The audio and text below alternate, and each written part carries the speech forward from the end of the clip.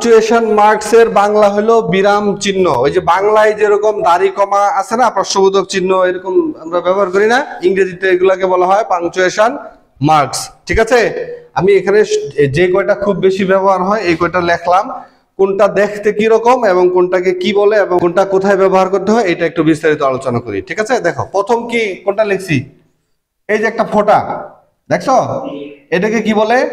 Full stop. এটাকে কি বলে? Full stop. বাক্য শেষ হইলেই পরে ফুল স্টপ। যেমন কি আই রিড আ বুক, এটা একটা বাক্য।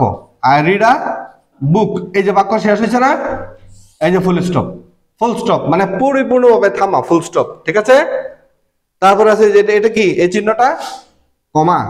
বাংলাও এটাকে আমরা কি বলি? কমা বলি না, ইংরেজিতেও এটা কমা। ঠিক আছে, আচ্ছা এটা হলো তোমার এই যেমন বলি, যদি এনে বলি যে একটা বাক্যের মাঝখানে ম্যাঙ্গো, বিভিন্ন ফলের নাম ম্যাঙ্গো, তারপরে আমি ধরো বললাম অ্যাপল, তখন এই যে ম্যাঙ্গোর পরে যে অ্যাপল লিখলাম এখানে কমা দিলাম আলাদা আলাদা করার জন্য। ঠিক আছে, এইভাবে কমা দিয়ে ব্যবহার করি না, এটা হচ্ছে গিয়া কমা। আর এটা কি বাংলা, এটাকে কি বলে? এটা প্রশ্নবোধক চিহ্ন, আর ইংরেজিতে বলে কোয়েশ্চেন মার্ক। ঠিক আছে, প্রশ্নবোধক বাক্যের শেষে এই চিহ্নটা হবে। এই চিহ্ন না দিলে কিন্তু প্রশ্ন হবে না। যেমন হোয়াট ইজ ইউর নেম, এই যে হোয়াট ইজ ইউর নেম, আমি যে এই বাক্য লিখলাম হোয়াট ইজ ইউর নেম, এখানে যদি প্রশ্নবোধক চিহ্ন না দেই তাহলে কিন্তু বাক্য হবে না। বুঝতে পারছি? প্রশ্নবোধক চিহ্ন দিতে হবে। আচ্ছা, এইটাকে কি বলে বাংলায়? আশ্চর্যবোধক চিহ্ন না, এটা আছে না, এই যে একটা টান দিয়ে নিচে ফোঁটা, ইংরেজিতে বলে এটাকে এক্সক্লামেশন মার্ক। এটাকে কি বলে?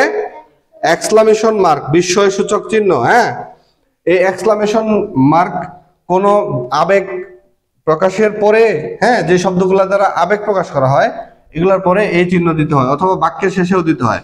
যেমন হুররা, মানে অনেক বেশি আনন্দ হইলে এরকম হুররা, হ্যাঁ, এই যে এখানে এক্সক্লামেশন মার্ক দিতে হয়। ঠিক আছে, আচ্ছা তারপরে দেখো কোলন, এই যে কোলন, এই যে ভিতরে কিন্তু ফাঁকা নাই, পরিপূর্ণভাবে ভরাট দুইটা বিন্দু, এটাকে কি বলা হয়? কোলন। এটারও ব্যবহার আছে। সেমিকোলন, এটা হচ্ছে সেমিকোলন, এই যে একটা ফোঁটা আর নিচে হইলো এই যে এরকম কমার মতো, তাহলে এটাকে কি বলা হয়? সেমিকোলন। এগুলোরও ব্যবহার আছে, আমরা অতটা ইসে যাব না এগুলার জন্য। এটা হলো অ্যাপোস্ট্রফি, এটা কমার মতো কিন্তু এটা উপরে হয়। যেমন কি, যেমন এই যে এখানে যদি আমি হোয়াট ইজ না লেখা লিখি হোয়াটস ইউর নেম, হ্যাঁ, আমি যদি এটা লিখি হোয়াটস ইউর নেম, তার মানে কি, এই যে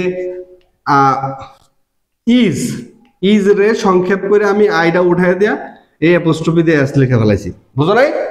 হোয়াট ইজ ইউর নেম এটা না লেখা ওই হোয়াটস ইউর নেম, তখন এই অ্যাপোস্ট্রফি দিছি, আই উঠাই দিছি। হ্যাঁ, বুঝো নাই?